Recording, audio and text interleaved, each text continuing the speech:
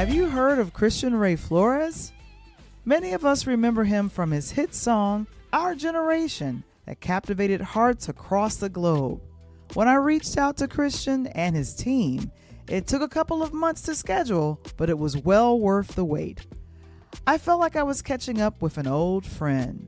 As an entrepreneur, businessman, man of faith, and now the author of A Little Book of Big Reasons to Love America, a love letter from an immigrant, Christian brings a wealth of experience and insight. His journey from Moscow to embracing his Spanish and Russian heritage, all the while being a dedicated family man, is fascinating.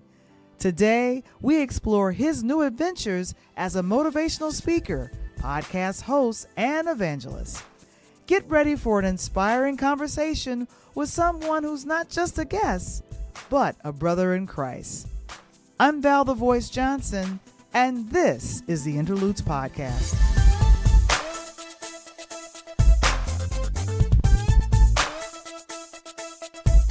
The Interludes Podcast, a Pure Lighthouse production.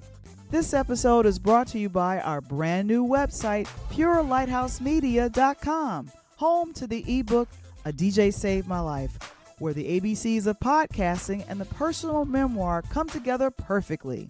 If you want to start your podcast, schedule time with me, or buy merch, which includes the ebook, please visit our fully remodeled website today. And now, all the way from the south side of Chicago, give it up for your host, Val the Voice Johnson.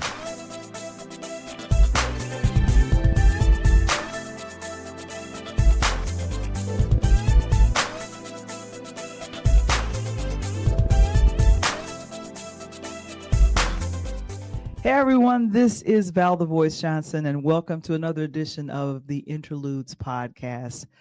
I am always excited when I bring on talented and very brilliantly blessed people. The person I'm getting ready to introduce to you guys on today. Good gracious, he is an author, he is a musician, he is an entrepreneur, and the author of recently the book that I just purchased called Little Book of Big Reasons to Love America. I feel like this book is important today. If no other days, it's important today. And of course, we're excited to have Christian Ray Flores. Welcome. How are you, Christian? I am very well, Val. Thanks for having me. I appreciate it. Oh my gosh.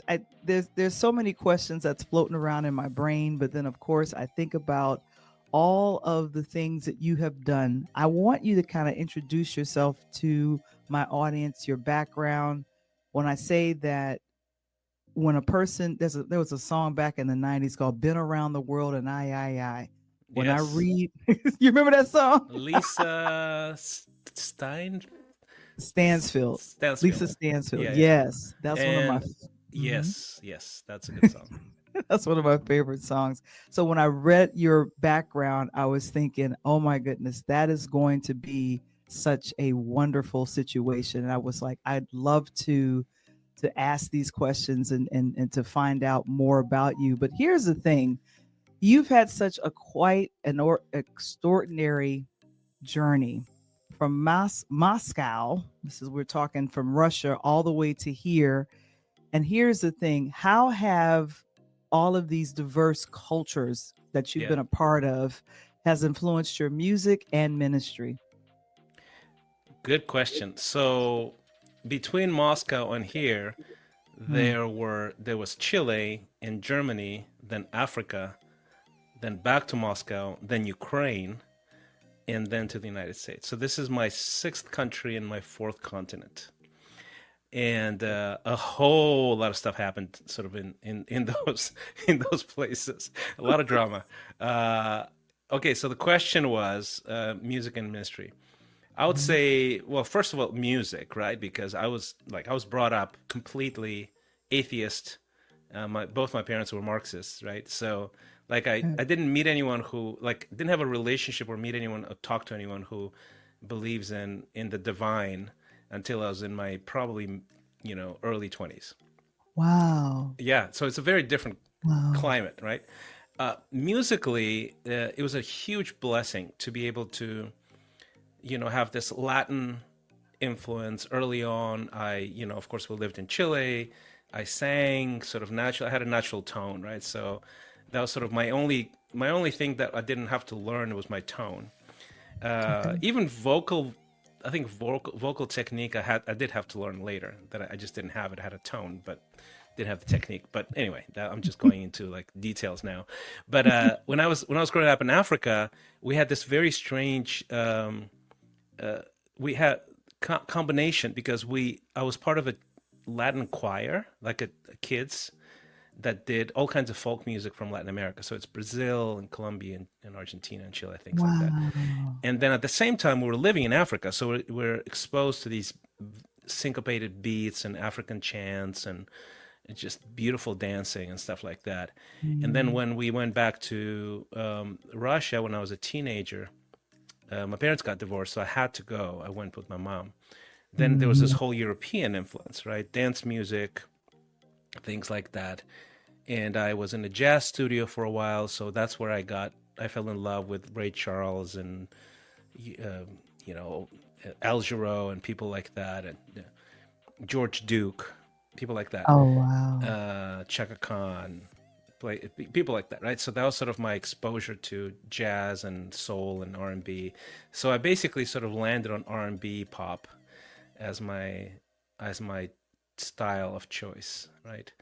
And then when I sort of went into sort of the professional space musically, Right.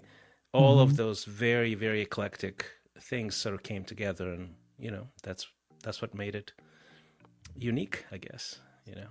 Yeah, and I was on your IG and I saw a picture of you and Al Jarreau. You got a chance to meet one of your Yeah, heroes. How yeah, a was few of that? them.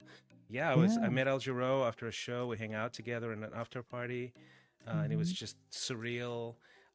George Duke was an actual friend of mine. We actually did a joint project in LA, Wow. and I got to be literally share the stage with Shaka Khan at one point, and I was she was performing and I was performing after her, and she loved it so much she actually invited me over to her table, and we like had champagne and talked for a long time. It's one of those things you go, is this really happening? Is this really happening to me? So yeah, so I got to Yeah. meet quite a few of my heroes. Yeah. Of all of the heroes that you've met, Yeah, who was the one that stood out the most? I think for me I think George Duke, Yeah. because he was just not just a musician or a producer, but he sort of was an architect of style, right? Yeah. So, and he Mhm. worked with people like Anita Baker and so many other people, all the way to Michael Jackson. He was a producer on Off the Wall, and Mm. I got to sort of ask him all these questions about the patterns that he saw of success of successful artists, what they had in common, Okay, and I was like, okay, tell me the truth. Who was like a real problem to work with? So he shared Everybody those. wants to know that. Yeah, yeah. So he shared those secrets with me, and we traveled together. We did a presentation of an album in Moscow, so we traveled together. So it was a lot of fun. I got to spend a lot of time with him. Yeah, and I always find this fascinating that a lot of R&B artists, especially African American artists, they are celebrated in other parts of the world when sometimes we're not celebrated at home. Did Yes, you ever yes. feel that way Well, about? especially jazz. Mhm. Jazz Yeah. is Why? massively more popular in Europe than it is in the U.S., which it is perplexing. Actually, Weird. I don't know. Hmm. I don't know what the question. Hmm. I don't know why that is, but they are massive stars in so many places on Earth, and in the U.S. they're just sort of okay, Al Jarreau, and I'm like, what are you talking about? Okay, Al Jarreau. This is Al Jarreau, like. So yeah, so yeah, but I was sort of my musical. It was like the maturation of my musical tastes was definitely jazz and R&B for sure. So it shaped me Yeah. forever, So still So my I'm assuming preference. that's what led to, and we're going back some years, Yeah, your big single that you had out. It was called Our Generation. yeah, yeah, yeah. I Yeah, had a yeah. string. How did that single come together, and how did you get started in your music career with that song? Well, actually, I didn't get started with that song. I had a bunch of hits before that, Okay. and basically, so I started in the early '90s, and it was honestly the chances of me succeeding were very low because Hmm. I was this R&B, pop, hip hop kind of guy Mm-hmm. who was introducing this kind of music into a space that never had R&B, pop, and hip hop kind of stuff in the charts, right? It was sort Mm-hmm. of more underground music, right? The clubs, certain very like it was basically underground. So I made it mainstream in a significant way by mixing, the music, making it sort of more palpable to the post-Soviet ear, I guess, because Okay. the Soviet space is like 15 different countries that broke. Those used to be the Soviet Union, but they stayed in the same cultural, almost like ecosystem. The same stations, TV stations, radio stations, etc. Right. So when I started doing that music, it was very much R&B, very much Oh. R&B. And then a lot of people were very skeptical of it, going, yeah, I don't think the Russians will get that.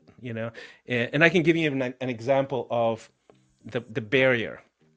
So Okay. the barrier, for example, if you go on stage, most places in America, and you would tell the crowd to clap on the second beat, like this, right? Mm-hmm. If you go on a stage in Eastern Europe, you'll do this, and people clap on the first. Oh, That's different. a cultural peculiarity. So they prefer sort of the on the beat clapping, right? And then if you go to some of the smaller countries that are much more, I would say, ethnic, right? For lack There of a you better word, like Armenia, Georgia, places like that, Azerbaijan. go. So you might even know where they are, but they appreciate syncopated music. So I had a massive following, like in places like Kazakhstan, right? you know Wow. yeah, the land of Borat, which is like, it's not actually, what they show in Borat is nothing, it not has nothing to do with Kazakhstan, but anyway. But but we did sports arenas in Kazakhstan, in places like that. Wow. Yeah. So anyway, but my point is, there's a musical taste and a musical aesthetic that is local. And then when I came on, um, most people were skeptical that it would actually gain traction, but it did. And I think it was because of the showmanship. We had great choreography, great dancing. We Yeah. it was just great music. And then after a string of hits, we had sort of that Our Generation one, which became this massive massive hit, like a mega hit. And it was Yeah. just it sort of captured the pulse of a generation. It was very bold, etc. So yeah, that's the backstory. Yeah. And I wanted to kind of get the backstory of that because it is something that made you very popular at the time. And I feel like when you start off, and I hear this from other musicians that have had like massive hits and stuff, it's then that transition of what do you do, what's next if you decide not to stay in the lane of music, where else do you go? And so I'm just wondering, like, you've managed this balance to be this pop star, you're an entrepreneur, and now ministry. Now, Hmm. my question is, when did ministry come into focus for you when you were still being a musician and going out and wowing everyone on different continents? Well, I was at the peak of my career when I became a Christian, which is unusual. Usually Mhm. people become Christians when they're tanking, right? They're desperate, you know. Phew. Yeah, but I was actually tanking. I was tanking emotionally, but I was at the peak professionally. Okay. Yeah, so Mhm. I became Christian December '95. So it was actually before that big hit. It was Oh, okay. yeah.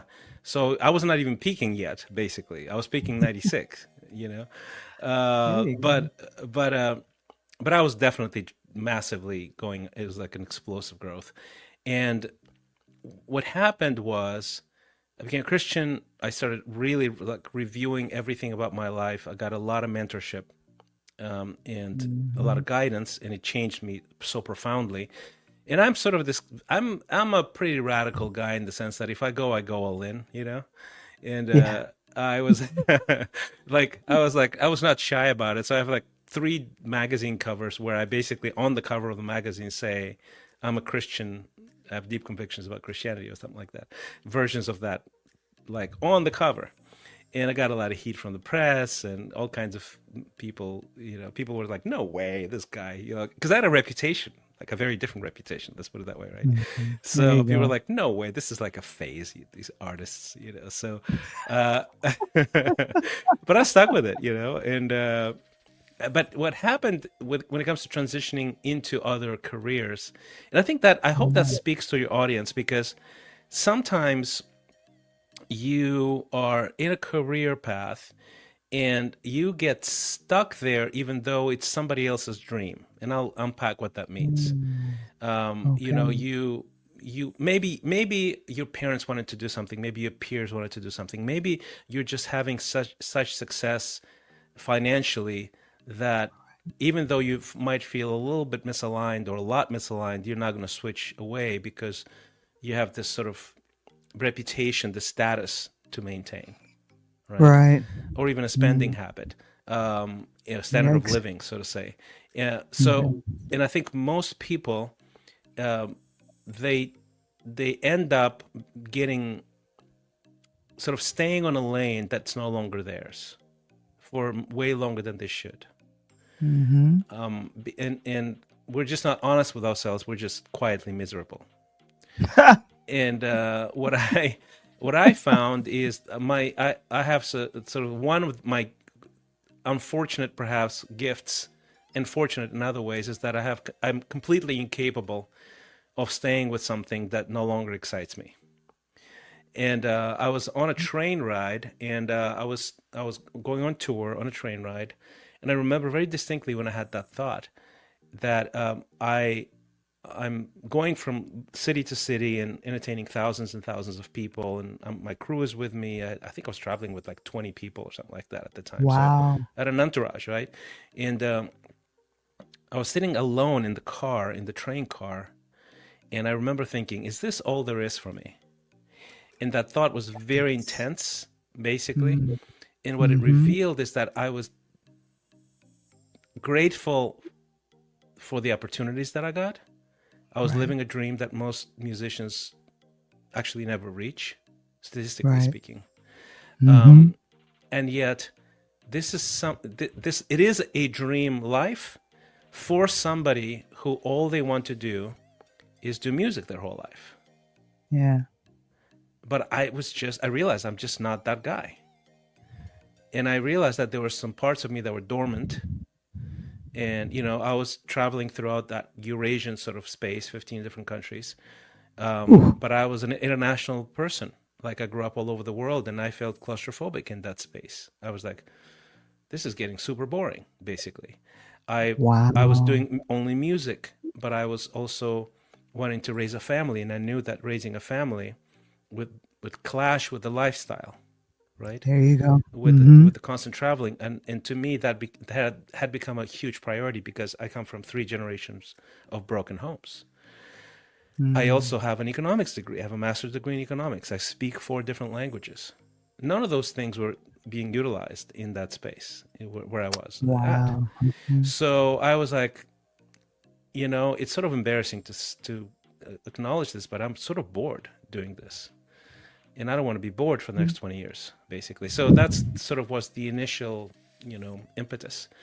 And I really wanted to do ministry because I felt that look, if I can entertain thousands of people and I don't change eternity for them in any way, shape, or form, Mhm. maybe I can use that same ability to preach the gospel and actually change eternity for some people. And to me, that was at the time very valuable because my life had changed so dramatically that I wanted to be able Mm. to give that to other people, you know. So anyway, that's sort of a long answer, but those are the nuances of the transition. We'll be right back after a word from our sponsors. Hey y'all, this is Val the Voice, and guess what? I became a member of the morning meetup. It's an amazing community of entrepreneurs who are absolutely crushing it. My coach, David Shands of the Social Proof podcast, hosts a free weekly webinar called Six Figure Entrepreneurship, where he shares key strategies to help you achieve six figures and beyond as an entrepreneur. It's totally free to join, and you'll get access to the same phenomenal coaching I get every day in the Morning Meetup community. Click the link in the podcast description to find out more about the Morning Meetup and how you can level up your business. And now, back to the show. Yeah, and I think that people sometimes get pigeonholed and they figure they can't pivot because That's right. they feel I'm known as this. As this. That's right. Whatever that is. Exactly. And if you start something new, you're gonna start over. So you don't have the status, the recognition, even the respect, perhaps. And what if you fail, right? So I think most people do not make those hard decisions, even though in the long run they would have probably been much happier, more fulfilled, and maybe even more successful if they did make that jump. Yeah. And I think ultimately your story is inspiring because you made the pivot, you turned. Yeah. And I think what's so remarkable is how all of the things that you've learned as a musician, as someone that's touring, I feel like you bring it all to your podcast headspace. You bring it to your writing, and definitely you brought it to your ministry. You met your wife, Deb. When did you guys meet, and how did you all meet? We were in LA, and I was invited to a conference. It was called the AMS World Tour, and it was basically creatives, artists, athletes, Christian athletes from all over the world met in LA for this big conference. I was performing, I was speaking, and she was part of that ministry in Los Angeles, and she worked in MTV, VH1, so she has this creative background as well, right? So she's a theater major, etc. And she was one of the organizers, and she was asking me for my info because they were going to introduce me on stage. I was performing at the Pantages Theater, which was really fun, and it was like a legendary place. They used to do the Oscars there, right? Oh, excuse me. Yeah, I know. Yeah, in Hollywood, it was fun. And so she was asking me for my info, and she was gonna walk away, and I was like, hey, so what do you do? So tell me about yourself. And that's sort of how it happened. And I instantly had a connection with her, honestly, instantly. And somebody had set me up on a blind date with a couple other ladies, and I canceled everything. And I'm like, I'm gonna pursue this one. I didn't have enough time, so I had to make a decision and press in. And that's what we because when you're in, you're all in. I'm all in, exactly. Yeah. And then I wrote to her because there was no Skype at the time. It was dial-up time, right? It was the 19th century still, the 20th century, from the last century. So I emailed her every day until she moved to Moscow. Wow. So she left the States to come to you. Did. Yeah, she did. Yeah. Wow. That's love. And I'm assuming you all got married afterwards. We got married, yes, in Moscow. We had 1,800 people at our wedding. What?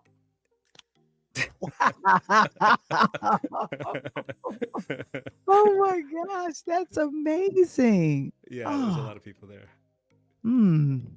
Wow. And you know what, I'll get your thoughts on what's happening over there right now. And I kind of had to have someone kind of break things down about the Ukraine-Russia conflict. Yeah. Not going to get into it right now, but in my mind, I was just thinking how beautiful to have a wedding in Moscow, where it's I can just imagine and see how beautiful it is. So yeah. Definitely. But the book, yes, the little book of Big Reasons to Love America, a love letter from an immigrant. I was going through this book and just loving, number one, I'm very visual. I love the photos, I love the colors. And your book features a lot of powerful quotes, including one from one of my favorite orators, Dr. Martin Luther King Jr., about the church being the consciousness of the state. How do you see yourself as serving as a conscious with your family, your ministry, and the broader community? I think that I love that quote very much because I think what That's it why it's in the does it book.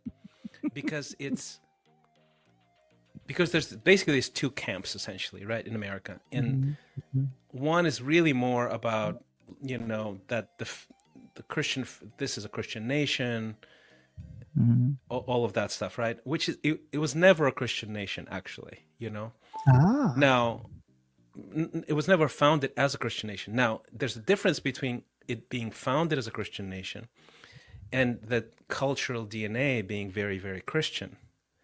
I think there's a difference there because and then the other side argues separation of church and state, which is definitely there from the original, from the get-go, right? And I think both can be reconciled by this quote. The idea that this is a nation that has been built on Christian principles, 100% true. Cultural DNA, I call it, right? Collective consciousness. There you go. 100% true. And if it wasn't for that DNA, if it wasn't for that consciousness collectively, this cultural texture, America would not be America. It's just a very different country. On the other hand, it is a country that was founded on the separation of church and state.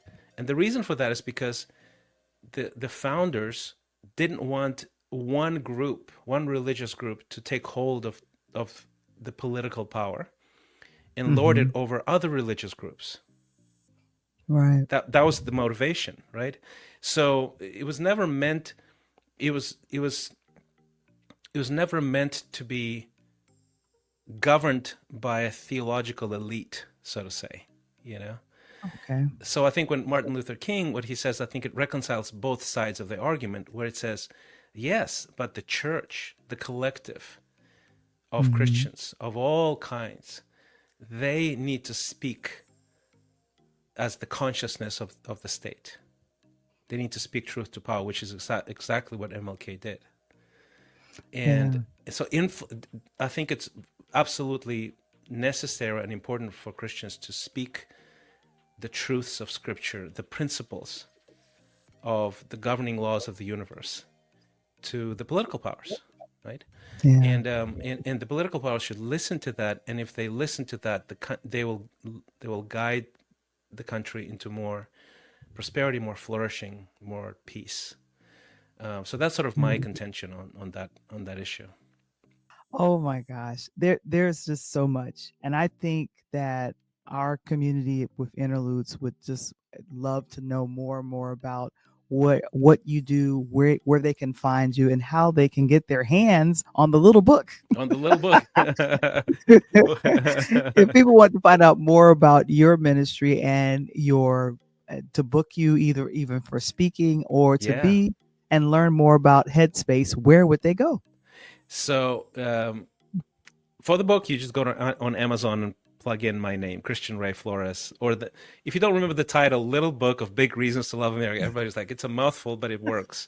But so you can look it up in a heartbeat, you'll find it. If you feel like, hey, I really want to get more inspiration on a regular basis, go to my Substack newsletter. It's christianrayflores.com. It's my newsletter. I drop 2 posts a week. One is free. The other one's for those generous souls who want to support our work and our subscribers for like $11 a month. And that's a special post on Wednesday mornings rather. And then look, if you want to book me, you can just go to exponential.life without the E, starts with an X. And I'm speaking at churches, I'm speaking at conferences now. So I'm sort of beginning to do more speaking this year because I'm letting go of a couple of endeavors that were stretching me a little bit too thin. So I have a little bit more space this year and going forward. And that same website, Exponential.life, is the coaching website. So you can see the program, the kind of people we help, and listen to some testimonials and see if it's a good fit for you. Excellent. Excellent.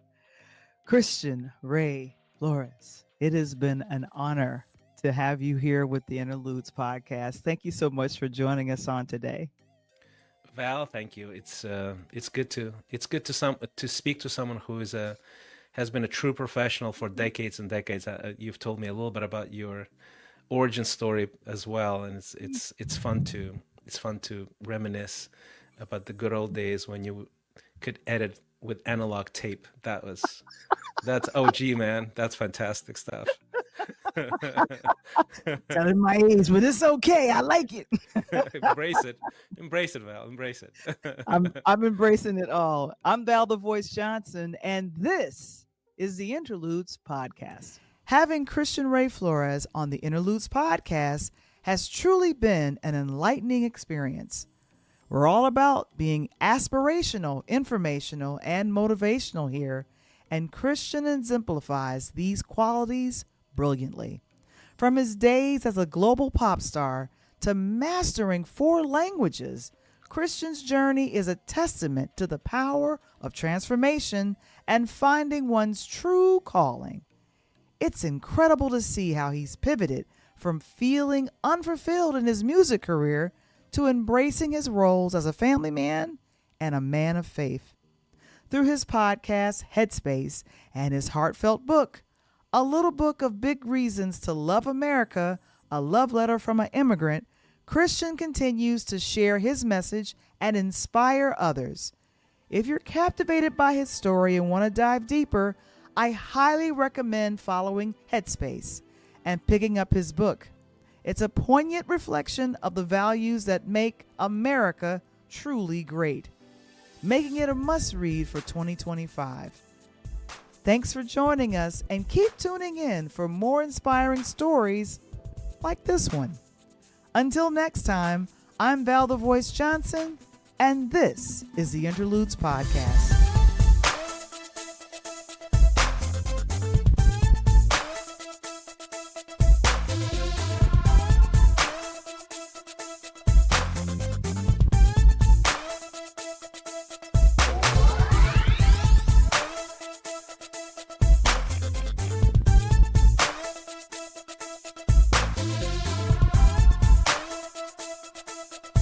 The Interludes Podcast. Original concept by Valerie Johnson. Sports segments for Talk on Tuesdays, produced by Coach Tony Thompson. Original intro and outro music produced by Kendall Nesbitt. The Interludes Podcast, a pure Lighthouse production. This episode is brought to you by our new website, purelighthouse.media.com, home to the book, A DJ Saved My Life, where the ABCs of podcasting and the personal memoir come together perfectly. If you are interested in starting your podcast, schedule time with me or support the platform by buying merch, which also includes the book, by visiting purelighthouse.media.com today. To subscribe to our YouTube channel or join Interludes Facebook group, visit the website linktree/PureLightMedia. That's linktr.ee/PureLightMedia.